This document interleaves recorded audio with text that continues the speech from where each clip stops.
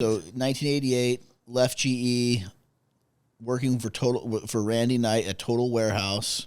Yep. A couple of years. Obviously, things went well there. Yep. He didn't fire you. You didn't quit.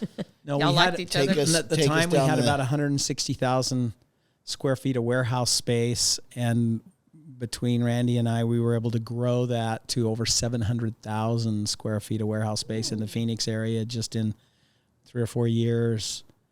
So it was just you and he? And, well, you know, he had a whole staff, an office staff, but as far as sales and he had a foreman in the warehouse. The other Knights hadn't quite come into the picture yet. Oh, they were still all at Swift. They're still, okay, they Gary, were still at work. Keith, all, okay, yeah. Gotcha. And so Randy had signed a non-compete with Jerry Moyes, who was his partner at Swift. Right.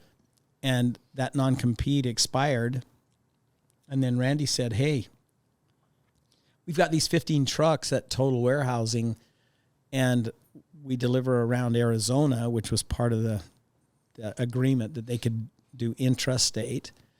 But he wanted to do interstate because we had a lot of shipments from Arizona going to California with the warehouse customers. Yeah. And he wanted to get interstate authority. Deregulation was kind of winding down. Deregulation was taking hold and regulation was winding down.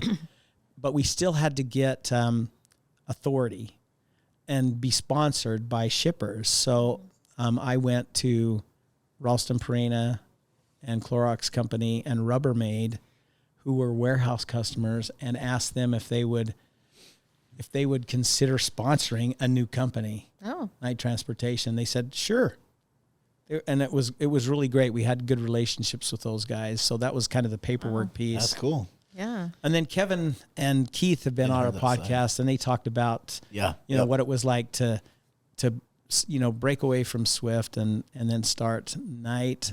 And they all showed up somewhere around March 1st in 1990, and the planning began. Off you guys went. Yeah. So you were on those initial startups and all those so fun to watch. It was so fun to watch this happen. Yeah. And in my mind, I thought, well, gosh, these guys have so much experience at Swift. It ought to be pretty easy for them to duplicate what has been done. Something over with a new company. And yet right away I noticed they wanted to be different.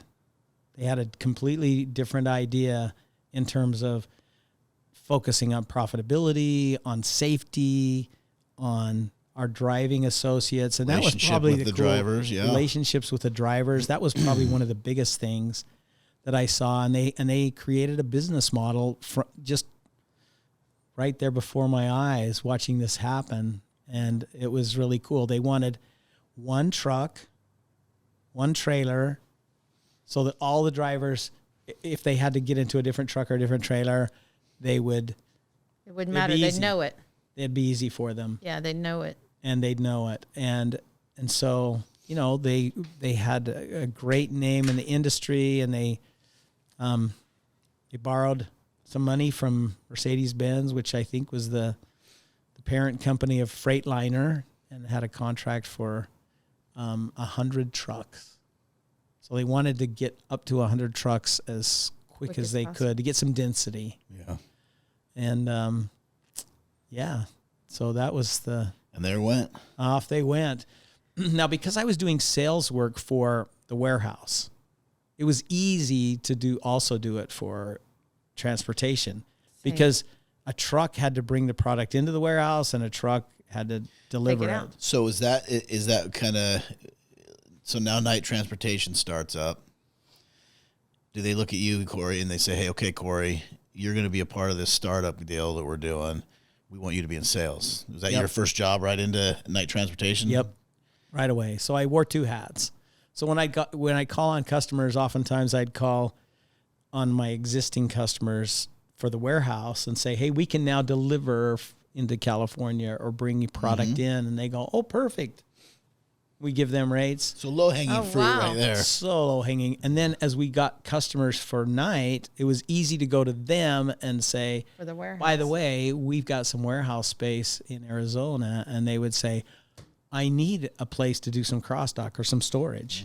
Like, yeah, I got that. And so we did business with Price Club first back in the on day. the trucking side. Price Club. When you say Price Club, that's going way back. Way back. Before Costco came along and purchased them up. And we became a warehouse for those guys. Cool. Wow. That's really cool. So yeah, I wore 2 hats to begin with. Which isn't shocking because, as any of us know that have worked for Knight for You wear some many time. hats. Thank you for watching that clip. I hope you enjoyed it. If you want to see more clips like that, please click here. Or if you'd like to check out a full episode, click here. And don't forget to subscribe to us on YouTube.